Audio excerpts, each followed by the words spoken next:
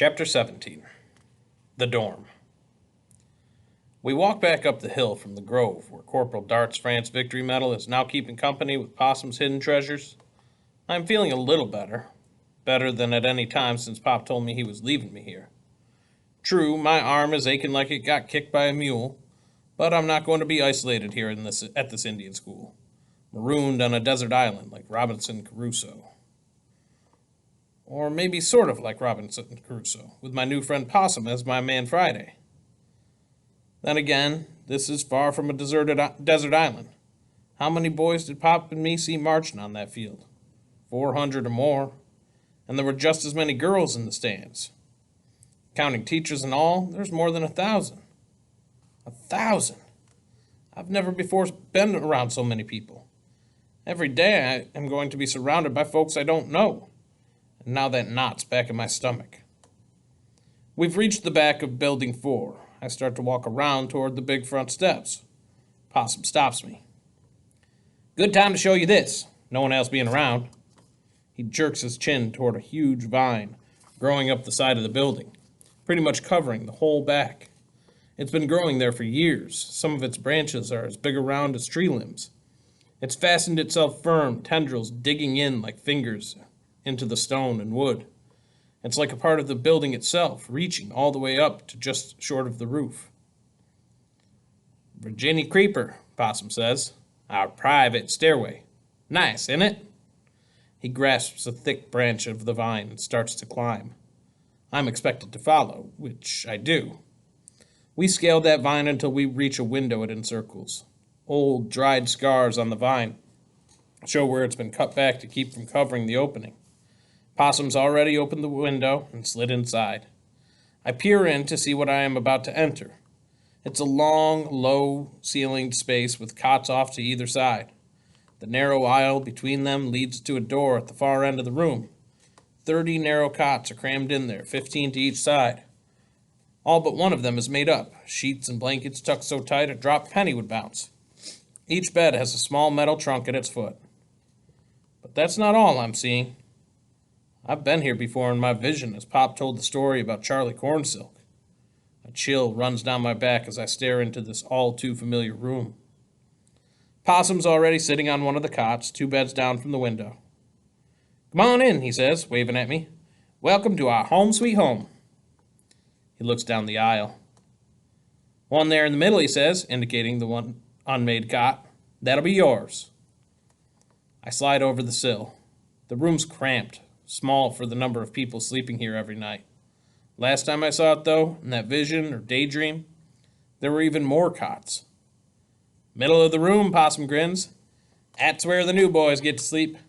Smells get the worst there in the night, especially when they serve beans for dinner, which is every other night. He pats his cot. Not like mine, near to the window. I walk over to the narrow cot. Mine tonight, and night after that. The room seems even smaller. Though I've tried not to show it on my face, Possum might have noticed I'm feeling anxious. He doesn't know the half of it. I reach up to the rafter that slopes down over my bed. With my right index finger, I trace the faint letters carved into the wood. C.C. Just like in my dream. Possum walks over to sit down on my cot. He bounces up and down on it a few times, the springs creaking under his weight. Not bad, he says. Some are so worn out you might as well be in a hammock. I'd rather be in a hammock. Or on the wooden floor of a boxcar. Anywhere but here, as long as I was with Pop. I picture the two of us together. We're walking down a country road, wind in our faces, birds singing in the trees. You missing that home you lost, Jaybird? I shake my head. No, Possum says.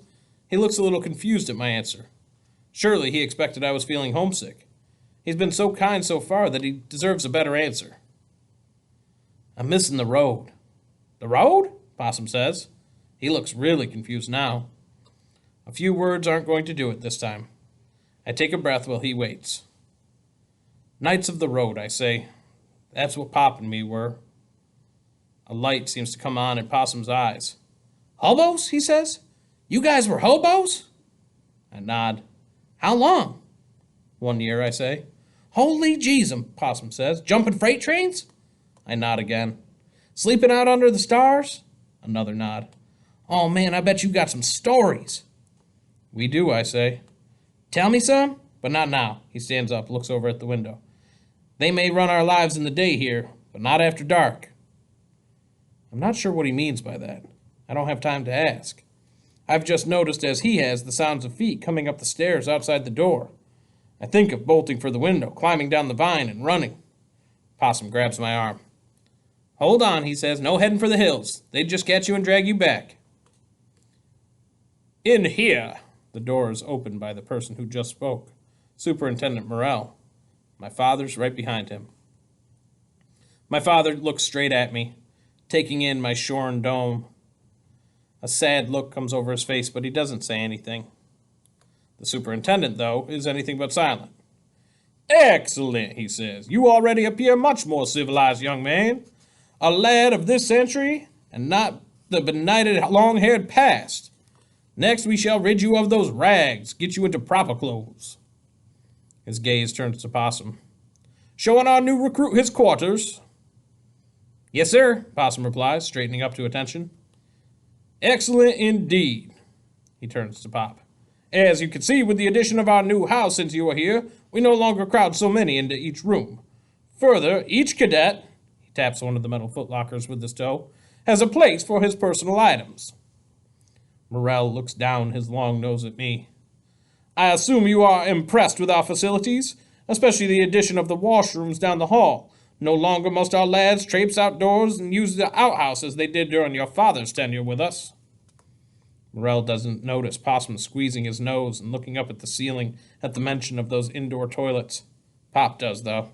A little smile creases his mouth.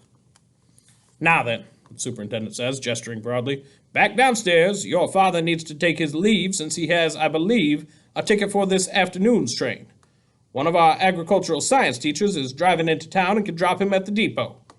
You could say your farewells before Mr. Aird escorts you over to obtain your uniform. We follow Morrell down the stairs, waving his hands as he goes on about something or other all the way. But I am not hearing a word. All I can hear is a voice in my head. Pop is leaving me. Pop is leaving me. At the bottom of the stairs, Morrell stops talking for a moment. He takes my father's hand and looks into his face. You have done well by yourself and our nation with your service, the superintendent says.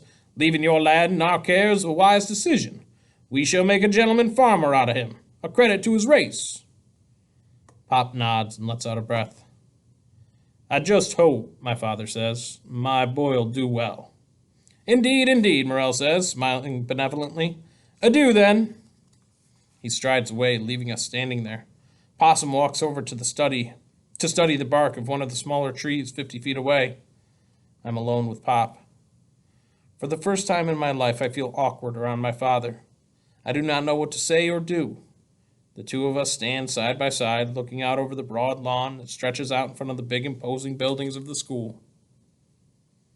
You going to be okay, Cal? Pop asks, not turning my way. No, I think I'm not. But I know what Pop wants to hear, needs to hear. Since he explained his plan, he's been happier. Going to Washington and getting his bonus money can get us a farm again. There's only one answer I can give him. Yes, I say. I reach into my pocket, pull out Mom's comb, hand it to him. I'll take good care of this, son, Pop says as he places it in his pocket, his voice a little hoarse. I know, I say. Then I bite my lip and look down at the ground. Pop turns to hug me. Hug me one last time.